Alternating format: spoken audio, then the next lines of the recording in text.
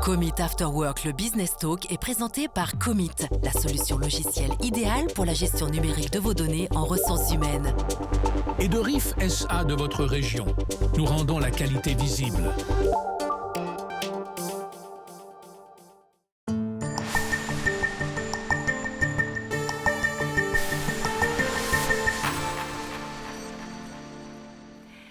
Elle cumule 1 800 000 followers sur TikTok et Instagram. L'influenceuse Diana Meng Yen est une star des réseaux sociaux, une star internationale, mais c'est à Bienne qu'elle a élu domicile par amour. J'ai le plaisir de l'accueillir. Bienvenue. Bonjour, merci. Je vous voyais tout à l'heure, vous vous êtes prise en photo, même ici dans ce studio. Ça veut dire que même une bonne vieille télévision, pour une star des réseaux sociaux, ça compte encore, ça vous impressionne, hein? Bien sûr, oui. Et c'est aussi la première fois, du coup, je suis excitée. Ouais. Bah, très bien. En tout cas, on est très heureux de vous recevoir. Mes derniers invités, c'était des chefs d'entreprise dans le secteur plutôt de la microtechnique. Et puis aujourd'hui, on va se donner faim en parlant de cuisine chinoise, mais on va aussi parler d'outfit, de tenue vestimentaire et aussi de routine beauté. C'est ça votre core business, c'est ça le contenu de vos vidéos? Exactement, oui. D'ailleurs, on voit ici une de vos vidéos, on va en parler tout à l'heure parce qu'elle a accumulé un nombre incroyable de followers. C'est quoi l'idée? Comment ça vous est venu de proposer ce genre de contenu? Alors, au début, c'était pendant Covid. Comme tout le monde, on n'a rien fait à la maison. Du coup, il y a une amie de moi qui m'a dit « Ah, il faut que tu utilises TikTok ». Je dis « Ok ». Du coup, j'ai téléchargé et une soirée, j'avais fait le sushi et je voulais montrer à mes parents en Chine. Et du coup, j'ai demandé à mon mari, est-ce que tu peux me filmer? Du coup, il a filmé et puis je postais comme ça. Mais je n'ai même pas regardé pendant la soirée. Le lendemain, quand je suis réveillée, la vidéo a passé 1 million de vues. Du coup, c'est ça qui me réveille. Ils disent que oui, peut-être je peux poster la vidéo cuisinée. C'est ça qui vous a lancé. Et dire que tout ça, ce grand succès, c'était aussi à cause du fait que vous avez utilisé une mayonnaise suisse. Exactement, Tommy. Parce que c'était en fait, les gens vous ont dit, mais qu'est-ce que vous faites? Ça ne se met pas la mayonnaise suisse dans des sushis. Exactement. C'était une grosse faute. Oui. Et puis ça vous a un peu déstabilisé, mais au fond, c'est ça qui vous a propulsé. Exactement. Qui vous a lancé. Ça ressemble à quoi actuellement une journée de créatrice de contenu? Alors, se réveiller tôt, bien sûr, d'avoir une routine régulièrement. Et après, parce que chaque jour, j'ai écrit qu'est-ce que je dois faire, qu'est-ce que je dois filmer. Du coup, je fais 2 ou 3 vidéos filmées par jour. Et après, je dois faire le remontage sur mon téléphone. Bien sûr, tout est fait sur mon téléphone. Donc, c'est une journée de travail de 8 heures, plus ou moins. Vous cumulez, on l'a dit, 1 800 000 followers qui se situent en Europe, aux États-Unis, dans le monde entier. Oui. Est-ce que ça donne le vertige ou est-ce que ça donne la grosse tête? Ça veut dire... La grosse tête, ça...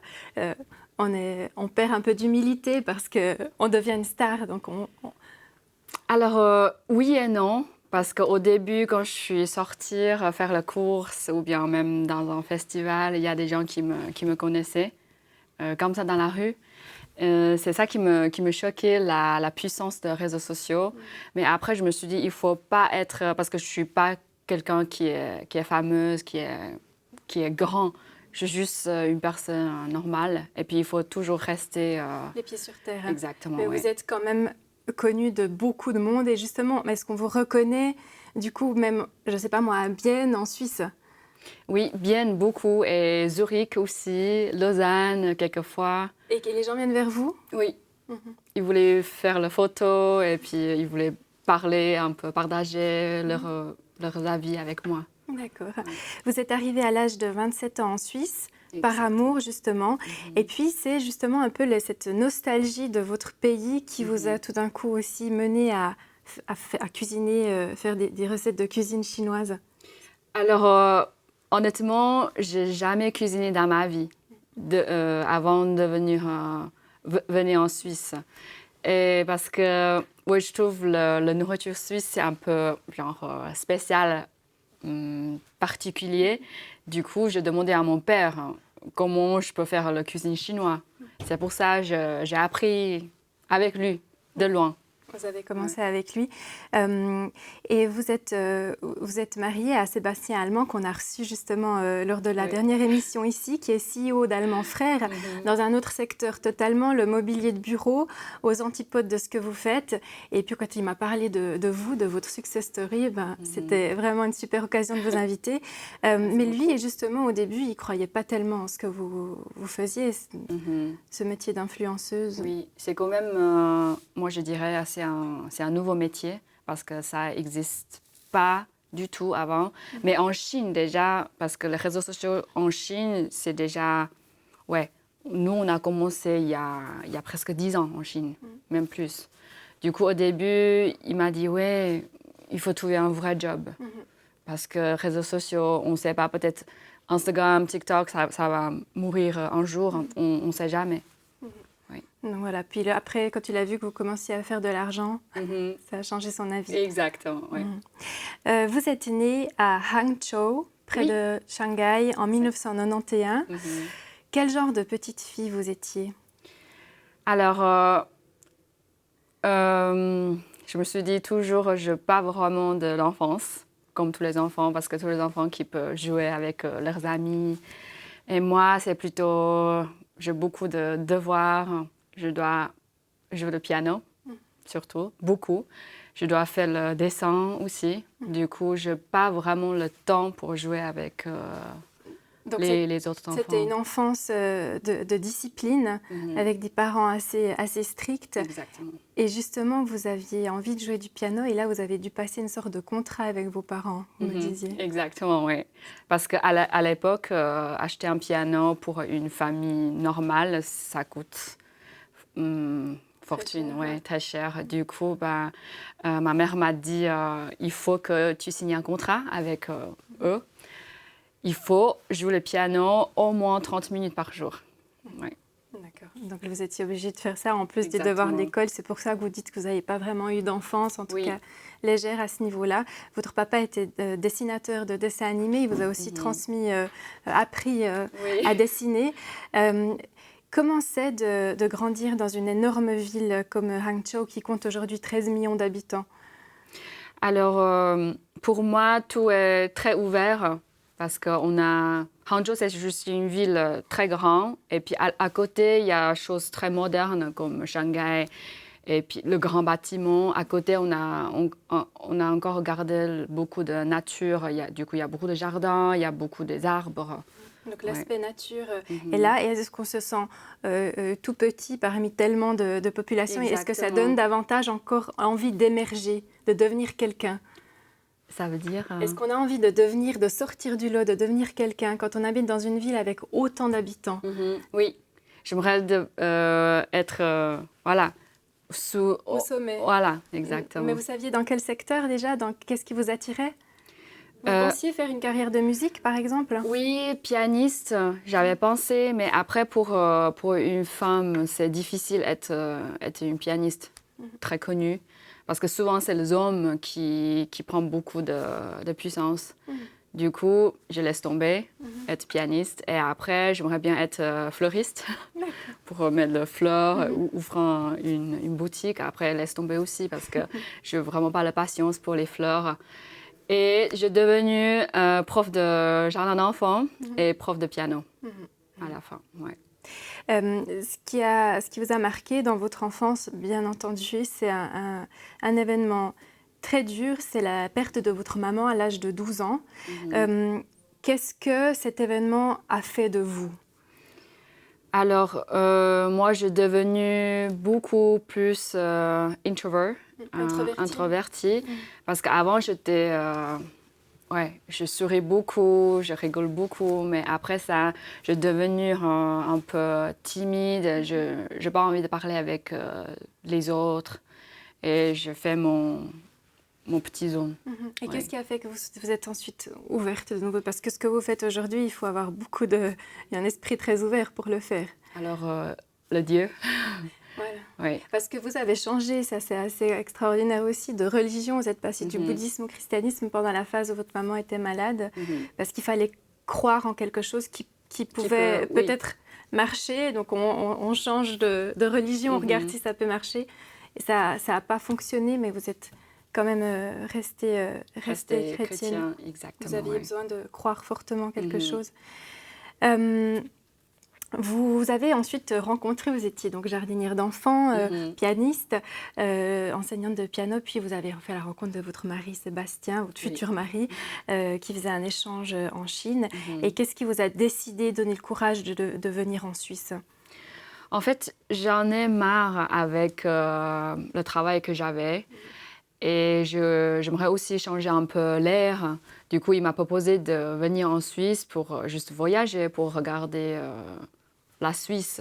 Parce que je ne connais pas du tout la Suisse au début. Du coup, c'était quelques petits voyages avec lui en Suisse. Et après, je trouve la tranquillité ici. Et ça, c'est quelque chose que dedans moi que j'aimerais chercher. Oui, du coup. Cet apaisement que vous avez beaucoup aimé en Suisse. Vous avez travaillé dès 2020 chez Omega comme vendeuse. Vous pourriez être une excellente ambassadrice d'Omega avec... Oui, je peux dire ça. Oui. J'adore cette marque. Mais ça, c'est pas donné. Vous avez promu des produits Omega en étant influenceuse. Est-ce que vous avez fait de la promotion pour Omega? Non, malheureusement pas. Vous êtes restée... D'accord. Et puis vous avez justement démissionné il n'y a pas longtemps parce que là, votre activité d'influenceuse, de créatrice de contenu fonctionne suffisamment pour vivre de ça. Exactement. Et aussi, je me suis dit, il faut prendre le risque. Parce que s'il n'y a pas de risque, S'il n'y a pas de risque, on ne peut pas non plus imaginer grandir. Exactement. Vous avez fait une vidéo qu'on a vue tout au début, qui a fait le buzz. C'est le plus de nombre de vues, 30 millions de vues. C'était en fait une vidéo, alors on vous voit entrer, vous faites un petit signe de tête, c'est votre marque de fabrique pour dire bonjour, et puis ensuite vous rentrez du travail, toujours bien habillé, et puis vous montrez qu'on peut faire une recette rapide de cuisine chinoise et que tout le monde peut le faire. Et puis là, 30 millions de vues. Qu'est-ce qui explique qu'une vidéo, tout d'un coup, elle fasse comme ça un carton? Alors, d'abord, je pense parce que c'était dans la période Covid, tout le monde reste à la maison avec leur téléphone. Et après, c'est une recette très, très, très simple, très facile. Et troisième raison, parce que c'est les nouilles chinois. Parce que nourriture chinoise en Suisse ou bien en Europe, en États-Unis, c'est pas vraiment le vrai authentique dans les chinois. Restaurants. Oui. Ils adaptent le goût. Exactement, oui. Okay. Du coup, si on peut faire à la maison simple, pourquoi pas? Du coup, je pense que c'est pour ça que ça donne beaucoup de vues. De vues, et puis vous disiez qu'après, c'est un peu une loterie aussi. C'est parfois aussi un peu les algorithmes qui vont tout d'un coup pousser plus une vidéo qu'une autre. On n'a pas le contrôle toujours. Oui, non. Vous avez été invité en 2024 par L'Oréal Paris pour un voyage à New York. 5 jours où vous avez découvert plein de choses. En échange de quoi?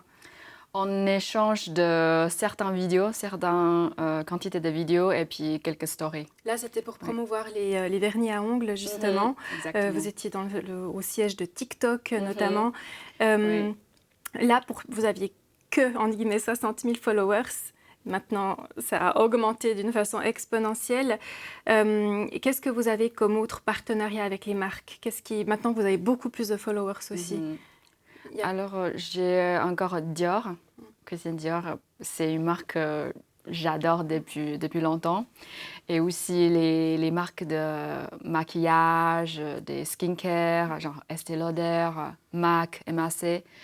Parce que je suis petite fille qui aime maquiller. Du coup, ça me tombe bien.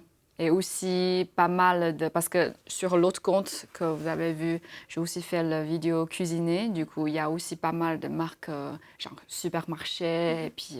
Et puis c'est eux qui viennent à vous. Ou bien est-ce que c'est vous qui démarchez aussi les marques? Alors au début, oui, c'est moi qui envoyais email à la marque, mais maintenant c'est plutôt les marques qui me... Vous avez dit qu'en Suisse, vous aviez proposé à des marques de leur créer une story avec leurs produits, certaines marques de luxe ou autres. Et puis, on vous disait, non, mais TikTok, nous, on n'a pas TikTok, on n'a pas de compte TikTok. Et que maintenant, au contraire, on revient vers vous pour vous dire, ah, vous pouvez quand même venir. Exactement. On est en retard en Suisse. Oui, je pense vers 5 et 6 ans de retard. Parce qu'au début, je propose et ils disent non, on est plutôt focus sur Instagram. Mais maintenant, tout le monde qui aimerait que je puisse faire les vidéos sur TikTok. Vous vivez en Suisse, dans un pays où l'humilité, la sobriété, ce sont des valeurs fortes. Il ne faut pas trop briller, il ne faut pas être trop attaché à son apparence. Qu'est-ce que vous répondez à quelqu'un qui estime que ce que vous faites, c'est superficiel? Je n'ai pas bien compris. Qu'est-ce que vous répondez à quelqu'un qui vous dit non, mais ce que vous faites là, c'est routine beauté, etc. C'est superficiel, ça n'a pas de profondeur, ça n'a pas de sens profond. Ok, parce que moi, j'aimerais faire les choses que j'aime. C'est ça qui compte. Parce que c'est comme tous les boulots, tous les travails. S'il y a quelque chose, ça apporte la valeur. Par exemple, moi, je fais les vidéos genre skincare, cuisiner. Ça m'apporte la valeur parce que je peux partager mon routine skincare, mon routine maquillage ou bien mon routine de recettes, de cuisine. Je peux partager comme ça les gens qui apprennent quelque chose de moi.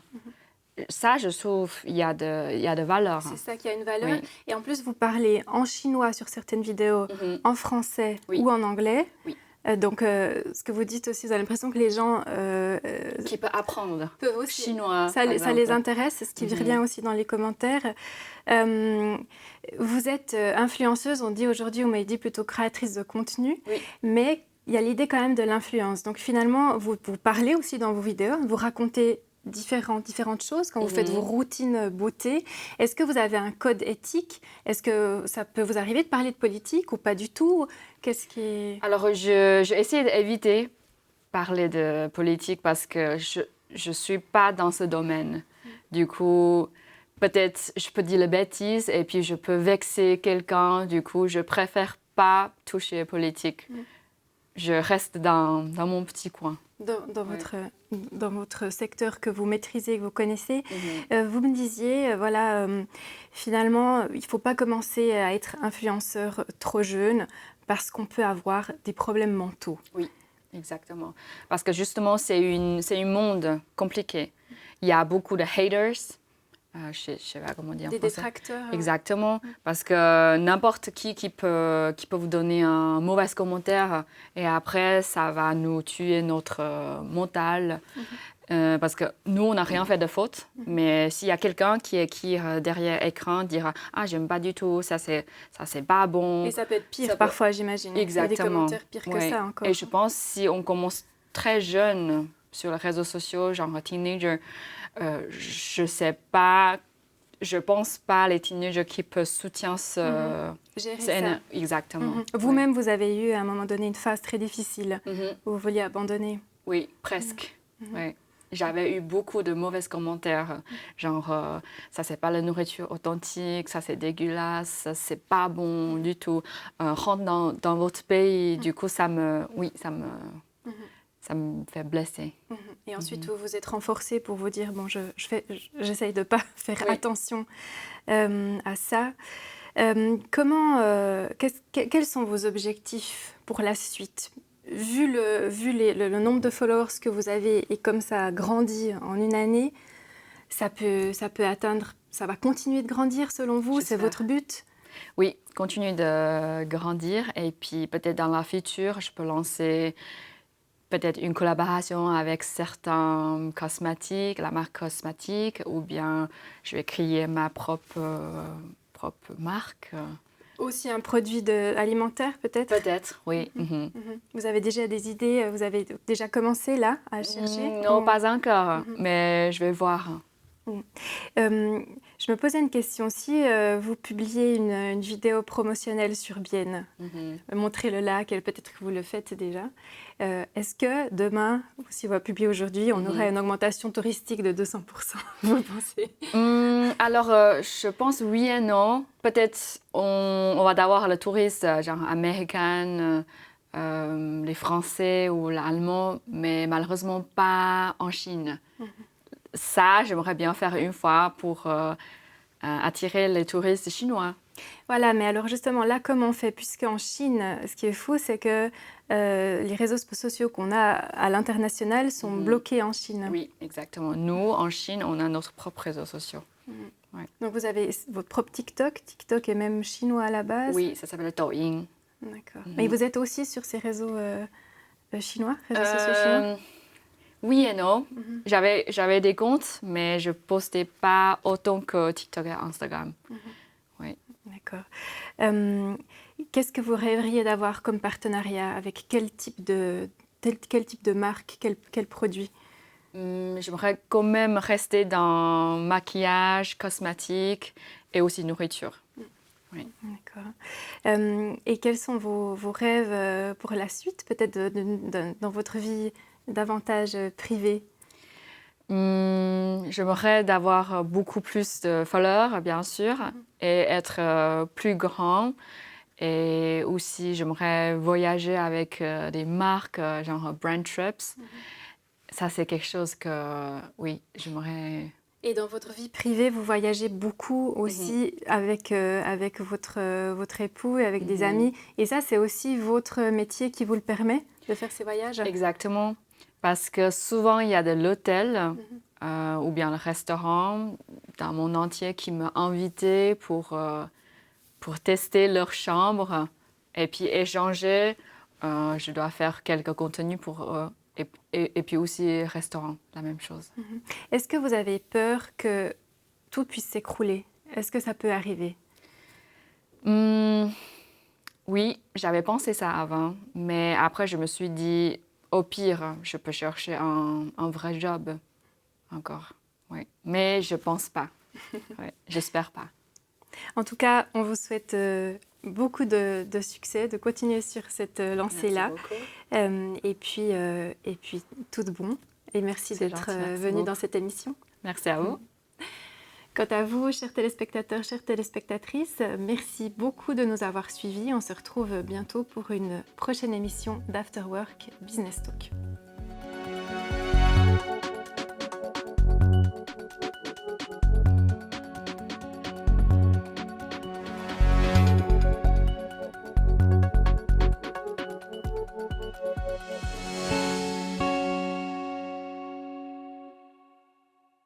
Commit After Work, le Business Talk, a été présenté par Commit.